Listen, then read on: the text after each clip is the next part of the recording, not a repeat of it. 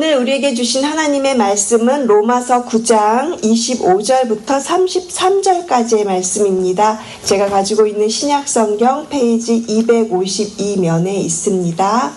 로마서 9장 25절부터 33절까지의 말씀을 우리 모두 함께 합독으로 같이 읽겠습니다. 25절부터 끝절까지입니다. 찾으신 줄로 알고 함께 읽겠습니다. 호세아의 글에도 이르기를 내가 내 백성 아닌 자를 내 백성이라 사랑하지 아니한 자를 사랑한 자라 부르리라. 너희는 내 백성이 아니라 한 그곳에서 그들이 살아계신 하나님의 아들이라 일컬음을 받으리라 함과 같으니라.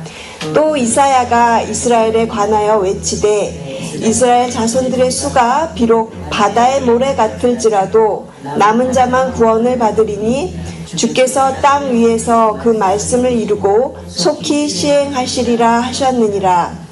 또한 이사야가 미리 말한 바 만일 만군의 주께서 우리에게 씨를 남겨두지 아니하셨더라면 우리가 소돔과 같이 되고 고모라와 같았으리로다 함과 같으니라. 그런즉 우리가 무슨 말을 하리요? 의를 따르지 아니한 이방인들이 의를 얻었으니 곧 믿음에서 난 의요. 의의 법을 따라간 이스라엘은 율법에 이르지 못하였으니 어찌 그러하냐?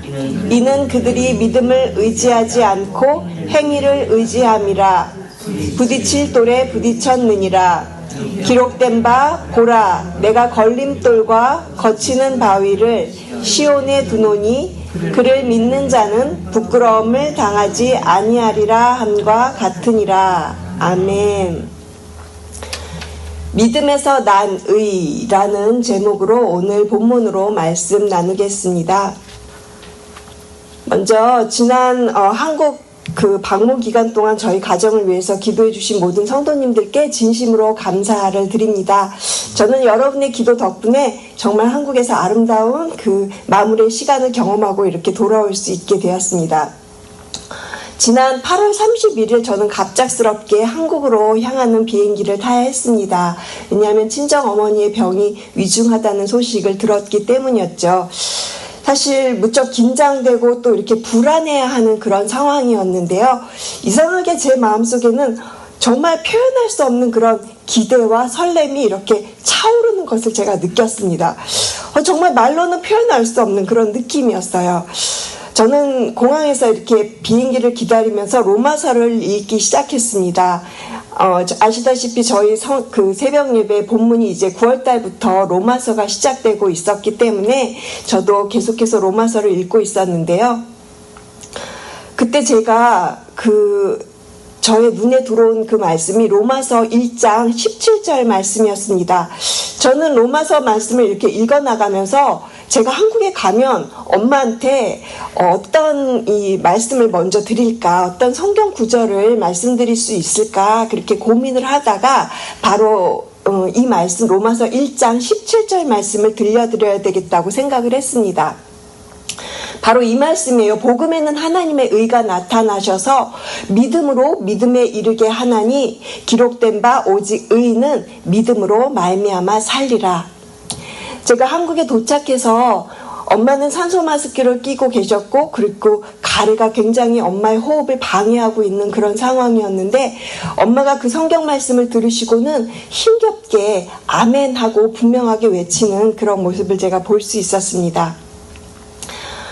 사실 저희 어머니는 굉장히 믿음으로 살아오신 분이셨어요. 어린 저를 데리고 기도원으로 그리고 철야 예배에 그리고 부흥회 그리고 온갖 예배를 다 함께 하면서 어머니와 그렇게 어머니의 그 기도하는 삶 가운데 제가 같이 하였습니다.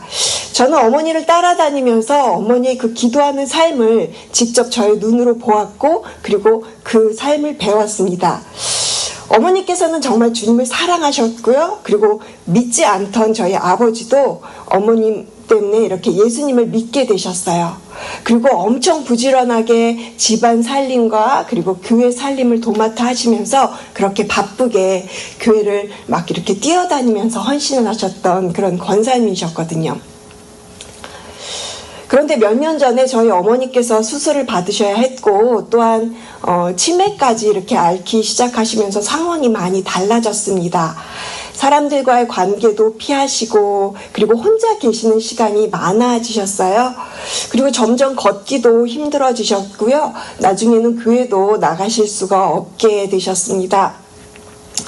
솔직히 말씀드리면 어머니가 살아계시는 동안에 저는 어머니의 모습을 보면서 과연 우리 엄마가 천국에나 가실 수 있으실까 이런 생각도 좀 했었어요.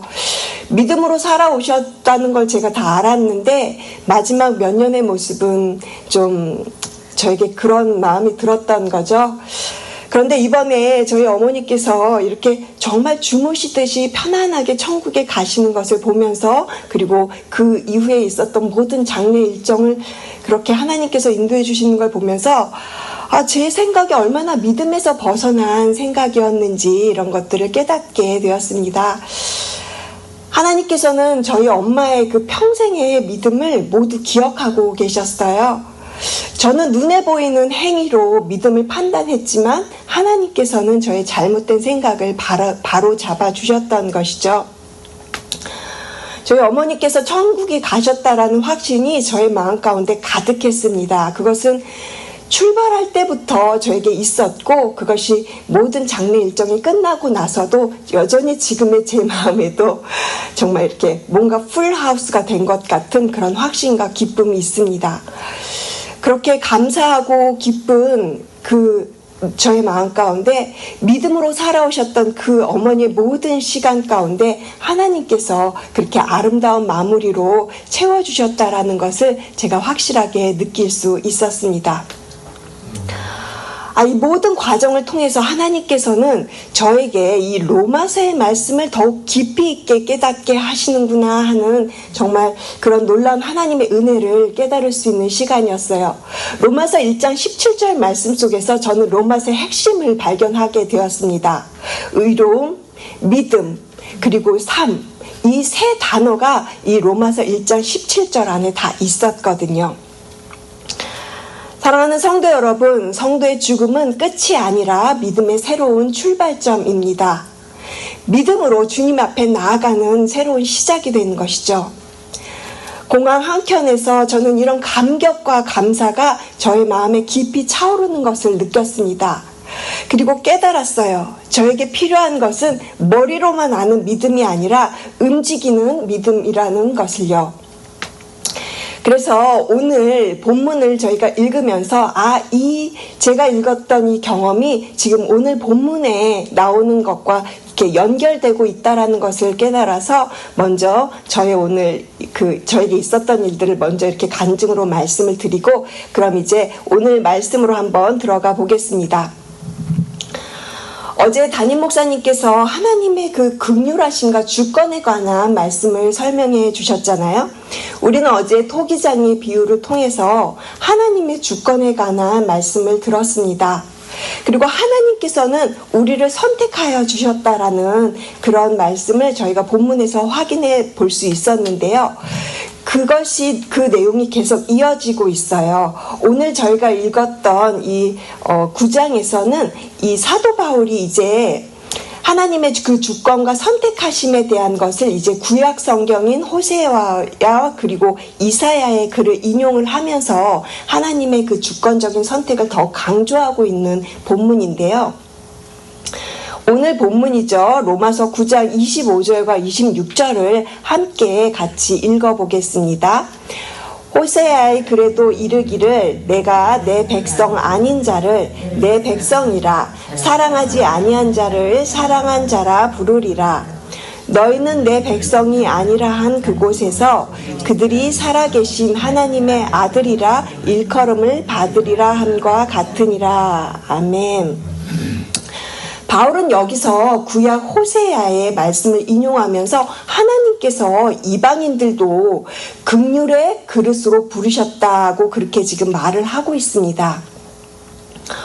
여러분 한번 생각해 보세요. 이스라엘 백성들이 어떤 민족이었습니까? 하나님께서 선택하신 민족이었습니다. 그래서 자신들만이 선택받은 민족이라는 선민의식을 가지고 있었어요. 이 세상에서 자신들만이 하나님 보시기에 정말 옳은 사람들, 자신들은 옳은 판단을 하는 사람들이고 하나님께 칭찬받을 만한 그런 행동을 한다고 믿었던 그 사람들이 바로 이스라엘 사람들이죠. 유대인들입니다. 그런데 실제로 우리가 알고 있듯이 이스라엘의 그 역사적인 삶의 모습은 어떻습니까? 우리가 구약을 보면서 알 수 있듯이요. 그들은 끊임없이 하나님이 아닌 다른 신들을 섬겼어요. 우상 숭배했고요. 그리고 하나님 사랑하기를 거부했던 사람들입니다. 그래서 그 결말이 어땠습니까? 결국 그들의 결론은요. 하나님의 심판이었어요. 행위로만 본다면 우상 숭배에 빠진 이스라엘 백성이나 또 하나님을 알지 못하고 제멋대로 살아간 이방인이나 모두 다 별반 차이는 없습니다. 그저 모두가 다 하나님을 멀리 떠난 죄인일 뿐인 것이죠.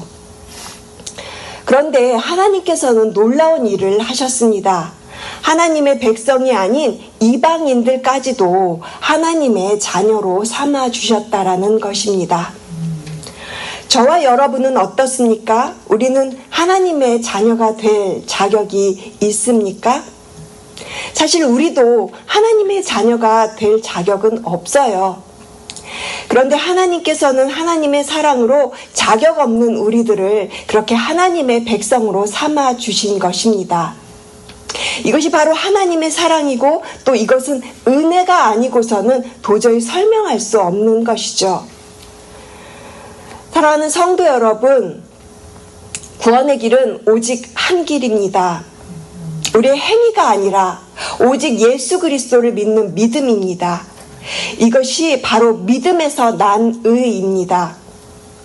제가 오늘 제목을 믿음에서 난 의 이렇게 잡았는데 이것에 대해서 오늘 본문은 어떻게 이야기하고 있는지 우리 함께 30절 말씀 그리고 31절 말씀을 같이 한번 읽겠습니다. 그런즉 우리가 무슨 말을 하리요? 의를 따르지 아니한 이방인들이 의를 얻었으니 곧 믿음에서 난 의요. 의의 법을 따라간 이스라엘은 율법에 이르지 못하였으니. 참으로 역설적인 말씀이죠. 의를 따르지 않았던 이방인들이 의를 얻었고요. 그리고 의의 법을 따라간 이스라엘은 오히려 율법에 이르지 못했다라고 그렇게 이야기를 합니다. 왜 그럴까요? 이방인들은 율법을 따르지 않았지만 예수 그리스도를 믿는 믿음으로 의를 얻었다고 말하는 것이고요. 그리고 하나님으로부터 의롭다고, 그렇게 믿음 때문에 의롭다고 여김을 받았다, 이렇게 이야기를 하고 있는 겁니다. 반면에 유대인들은 율법을 따라갔지만 그 율법을 결코 그 누구도 지킬 수 없었고요. 그리고 그 율법에 의해 이룰 수 없었다. 그래서 그들은 믿음을 의지하지 않았고 행위를 의지했기 때문에 의에 이르지 못했다라고 말하고 있는 것입니다. 사도 바울은 에베소서 2장 8절과 9절에서 이렇게 말을 하죠. 너희는 그 은혜에 의하여 믿음으로 말미암아 구원을 받았으니 이것이 너에게서 난 것이 아니요 하나님의 선물이라. 행위에서 난 것이 아니니 이는 누구든지 자랑하지 못하게 함이라. 사랑하는 성도 여러분, 구원은 철저히 하나님의 손에 달려 있습니다. 이방인이든 유대인이든 하나님이 부르신 자들이 바로 하나님의 백성이 되는 것입니다. 누구든 행위가 아니라 그리스도를 믿는 믿음으로 구원을 얻게 됩니다. 어느 누구도 율법의 행위로는 의로워질 수가 없다라는 것입니다. 선행이나 또 혈통이나 그 어떤 것으로도 구원받을 수 있는 것이 결코 아니라는 것이죠. 예수 그리스도 앞에서 자신의 연약함과 그리고 불완전함을 고백하며 자신의 그 죄인임을 인정하며 주님 앞으로 회개하며 나아갈 때 구원에 이르는 은혜를 맛보게 되는 것입니다. 제가 공항에서 느꼈던 그 감격과 은혜가 바로 이것이었습니다. 이제 얼마 남지 않은 시간을 가지신 어머니를 향해서 저는 로마서 1장 17절을 전하고 싶었고요. 그리고 이제 엄마 또한 기다리고 있던 그 딸을 통해서 오직 의인은 믿음으로 말미암아 살리라. 그렇게 주님의 그 약속의 말씀을 붙잡고 당당하게 천국에 그렇게 들어가신 것을 제가 확신할 수 있었습니다. 사랑하는 성도 여러분, 우리 역시 이 땅에서 살아가는 동안에 믿음으로 믿음에 이르는 여정에 걸어갈 수 있는 여러분 되시기를 간절히 주님의 이름으로 축복을 드립니다. 오늘도 우리를 긍휼히 여겨주시고 또 남은 자로 우리를 불러주신 그 하나님 앞에서 저와 여러분 모두 그렇게 믿음으로 반응하게 되시기를, 자격 없는 우리를 하나님의 백성, 하나님의 자녀로 삼아주신 그 은혜를 기억하며 살아가는 저와 여러분 되시기를, 그 누구도 행위로는 의로워질 수 없기에 사실 우리가 할 수 있는 것은 아무것도 없잖아요. 그럼에도 불구하고 우리가 할 수 있는 것이 있다면 예수 그리스도를 믿고 구원받은 하나님의 자녀로서 이제 예수님 하나님 앞에 나아가서 우리의 그 연약함을 내어놓고 진정으로 그분을 예배하는 것, 하나님께 온전한 영광을 올려드리는 것인 줄로 믿습니다. 최근에 찬양 가사 중에 제가 굉장히 은혜 받았던 것이 있어서 그 가사를 제가 잠시 나누고자 합니다. 믿음이 없이는 하나님을 기쁘시게 하지 못하나니 고된 수고도 다 헛될 뿐이라. 믿음이 없어서 무너진 삶의 모든 자리에 다시 주님을 기다립니다. 그렇습니다. 믿음이 없이는 하나님을 기쁘시게 할 수 없습니다. 우리도 우리의 삶의 모든 순간마다 믿음에서 난 의로 그렇게 믿음에 굳게 서서 주님 앞에 나아가시는 여러분들 되시기를 간절히 축복을 드립니다. 오늘 하루도 그렇게 믿음으로 살아가시는 귀한 하루가 되시기를 주님의 이름으로 축복을 드립니다. 기도하시겠습니다. 하나님 감사합니다. 오늘 말씀을 통해서 저희가 다시 한번 깨닫게 되었습니다. 우리는 자격 없는 자들이었지만 주님의 그 사랑과 은혜로 하나님의 백성이 되게 하시니 감사를 올려드립니다. 주님, 우리가 행위로 구원받는 것이 아니라 오직 예수 그리스도를 믿는 믿음으로만 구원받는다는 이 복음의 진리를 우리의 마음 깊은 곳에 다시 한번 새기게 하여 주시옵소서. 때로는 우리의 연약함과 부족함 때문에 낙심하고 절망할 때가 있습니다.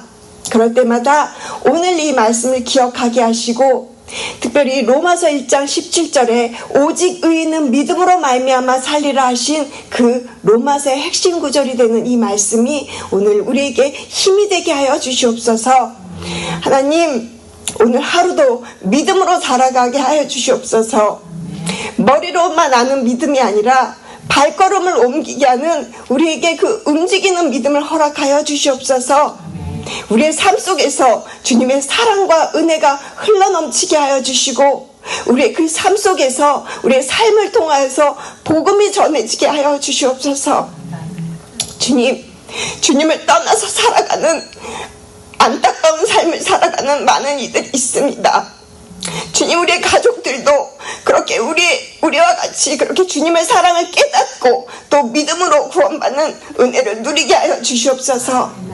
마지막까지 우리를 붙드시고 인도하셔서 주님 앞에 서는 그날까지 믿음에서 난 의로 굳게 서로 살아가는 귀한 새벽의 성도님들 되게 하시고 올 새누리교회가 되게 하여 주시옵소서. 감사드리며 이 모든 말씀 살아계신 예수 그리스도의 이름으로 기도합니다. 아멘.